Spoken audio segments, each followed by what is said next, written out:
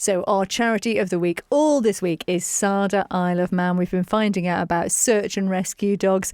Olivia, I am delighted that you have brought in one of the dogs. Just introduce who is with you.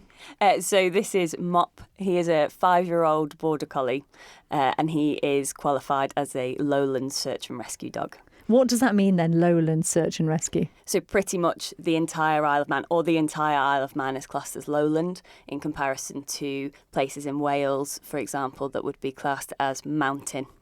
So it's not just about the height, it's also about the actual terrain that we cover.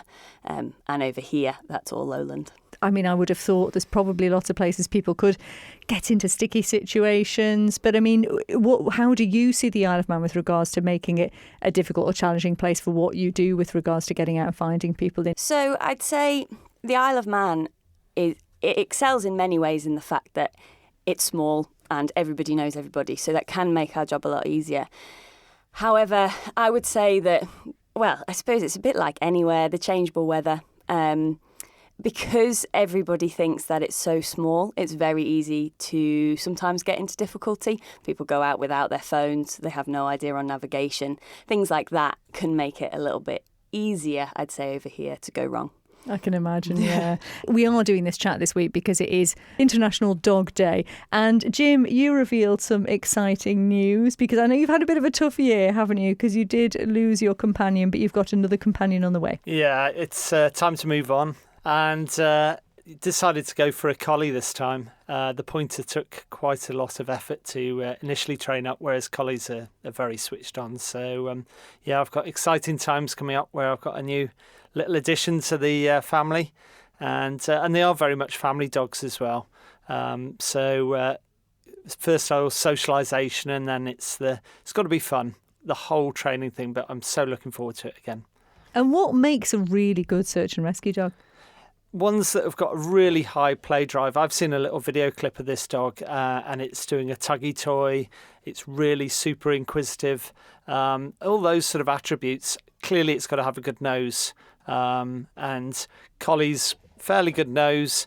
My last dog was, a hunting dog, which is obviously a much better nose. But the other thing is it's just a willingness to please the handler. It's that really close bond that you get between dog and handler, and they'll basically do anything for you to help you find people. It is incredible though when you see some of the videos that I've seen in the past where there was one I saw recently that's popped up and has probably gone a bit viral, I think, where a guy just throws a coin into a river and the dog doesn't even see where this coin's gone, and then the dog finds a coin in a river. I mean, the things that they can do, it's just incredible, isn't it? You must have seen some remarkable things yourself, Olivia, when you've been out on searches. Just how hard they work is absolutely phenomenal, and exactly as you say, they can't see what they're looking for, so they are predominantly using their nose just to see what they can pick up when people never would have necessarily spotted. You can have drones, for example, working, plenty of people out searching, but sometimes you just need that innate ability that a dog has to sniff out human scent. Yeah. The distance they can pick up. So, say, for example, with Mop, it could be a kilometre away. If the wind's in the right direction, they can pick that far away. My old dog, Ruby, with trailing, she followed the scent of someone down Strand Street 24 hours later and went to the bus stop, stopped at the bus stop, which is where the gentleman had got on. So you think how many people have been through Strand Street in that time, and she still followed that one scent of that person. Oh, my word. So it is quite staggering. So that's clearly something that's stuck in your mind. But I mean, I know you've been doing this for a few years now. I mean, what are some of the other sort of incredible moments that really stick with you? I think probably for both of us, you can't beat the elation of a find. Yeah. We put so much into it, don't we? And when you've actually had a successful outcome, it just makes it so rewarding that all that hard work's paid off, basically. There's nothing like that feeling of reuniting someone, if you can, with their family. That is incredible. There's nothing like that. And I think the dogs get it as well, don't they? 100%. They do react when they know they've done a good job. Yeah, Absolutely. We reward them, so they all have their own unique reward. Mop will do anything for a tennis ball. Everybody thinks it's his love of me, but it's not. It's purely the tennis ball. But they know when they've done a good job, and they put their heart and soul into it every time. And how did you get into this then, Olivia? So it makes me a little bit emotional talking about it, so I'll try and keep it brief. Unfortunately, the majority of the work that we do is suicide related. And I have been there. And I bought Mop at a time in my life where I was probably at my lowest. And he was something that I could work alongside and work towards. He was my working sheepdog. Fast forward, unfortunately, 18 months when we lost our farm. And I was back to that same headspace and not sure how I was going to get through it.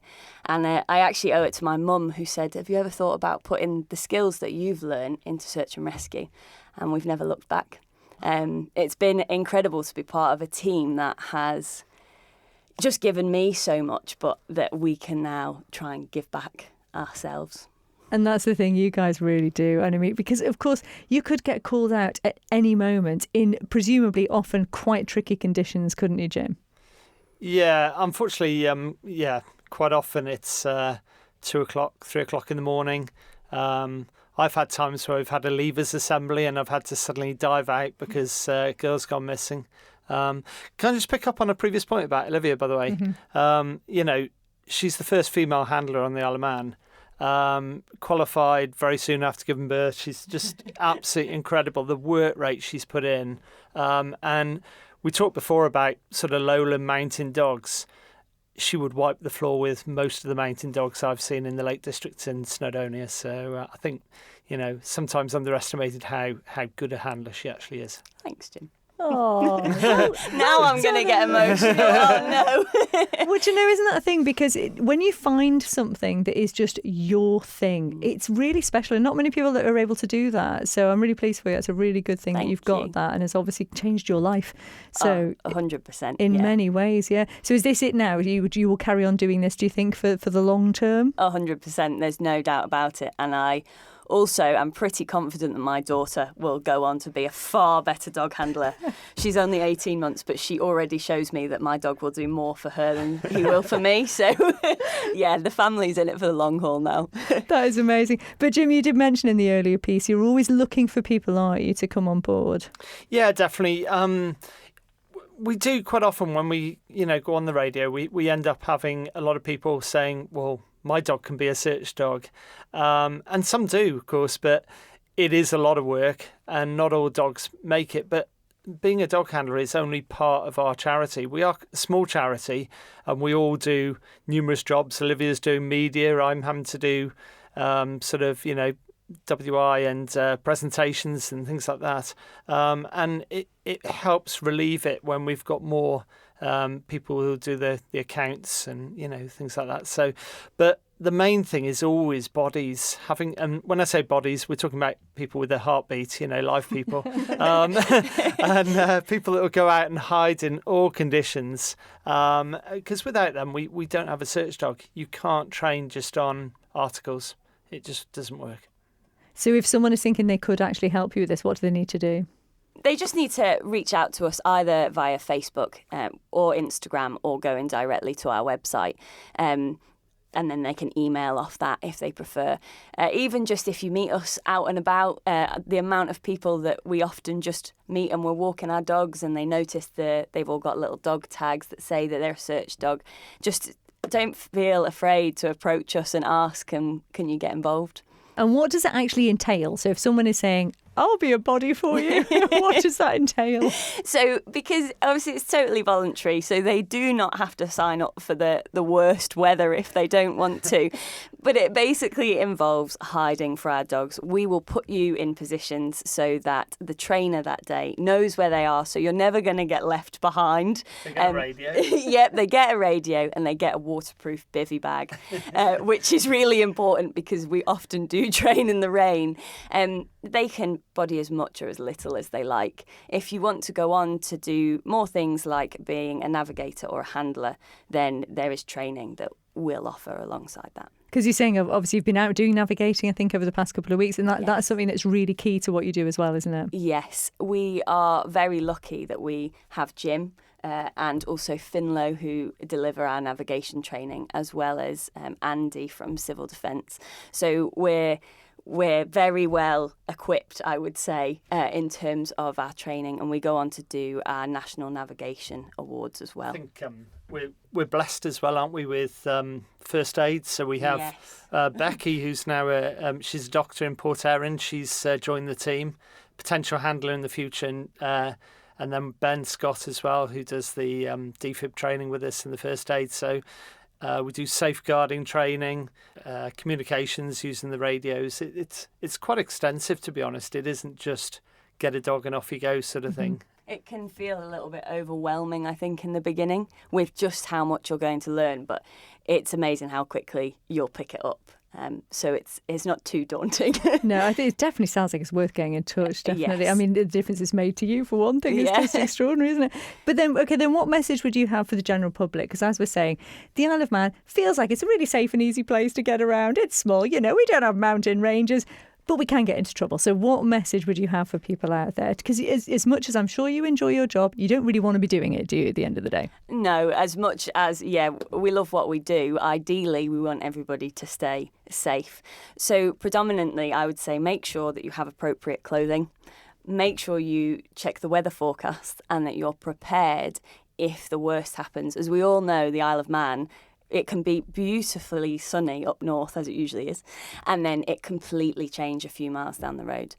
I would also say make sure you know how to use a map or have an alternative way of finding your way around. And if the worst comes to worst, make sure you have the option to use what 3 words when you call the emergency services. And we've been pushing this recently because it's something it's really crucial, isn't it, for you guys? Just explain how what 3 words works. Sorry, we actually had a gentleman missing that we went looking for earlier this week with Civil Defence that I'm also in, and they had to talk him through how to use what 3 words.